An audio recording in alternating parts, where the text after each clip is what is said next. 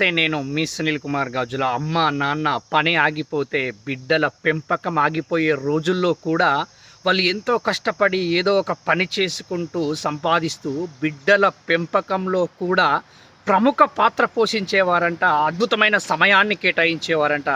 కానీ ఈరోజు మనం పని చేసినా చేయకపోయినా ఆస్తులు అంతస్తులు అన్నీ ఉన్నా కూడా పని చేయాల్సిన అవసరం లేని సందర్భంలో కూడా ఆ పనే ప్రపంచంగా భావిస్తూ పిల్లల పెంపకాన్ని పక్కన పెట్టే ప్రయత్నం చేస్తూ ఉన్నప్పుడు ఆ పిల్లలు మంచేంటి చెడేంటి, అమ్మ నాన్న అక్క చెల్లి అనుబంధం ఏంటి అనే విషయాలని ఎక్కడ చూసి నేర్చుకోవాలి?